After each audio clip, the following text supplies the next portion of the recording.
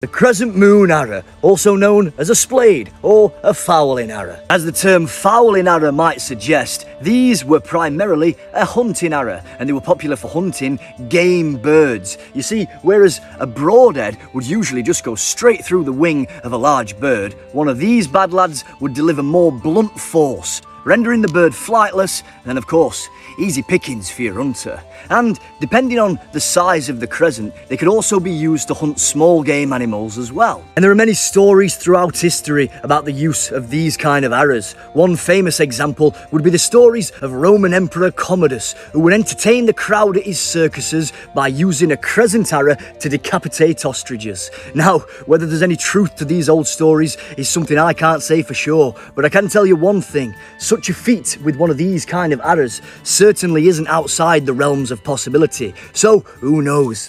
There are also a few myths floating around about the use of these type of arrows. One such myth is that they were used for the purpose of cutting rope during naval warfare. Now, I'm not saying that these arrows couldn't be used to cut rope, because it has been done in a very controlled environment, and I'd give it a go myself, but my bow, I'm afraid, just isn't powerful enough.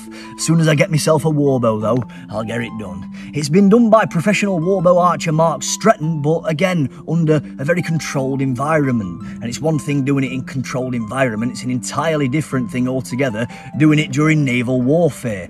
It just wouldn't have been a practical use of weaponry. I have come to find in my own experience that these particular type of splayed arrows make for excellent roving arrows. Now, roving is the type of archery that I do. It's also called stump shooting, and it is the most unencumbered form of archery there is, taking its origins in the medieval period when archers would have to walk into battle, so they would often have little archery tournaments with each other along the way. Roving is basically roaming through fields and woodlands, shooting at nature's targets. Oh, and of course occasionally Edward over here. And if I'm ever out roving in a field like this and I'm using one of these kind of arrows, well, it can be very easy to lose one of these under the grass. You might not think it's a big issue, but honestly, some people spend more time looking for arrows than they do loosing them. But with one of these little bad lads, the crescent moon catches the floor as the arrow's spinning, flips itself up, landing on the surface, making it nice and easy to find.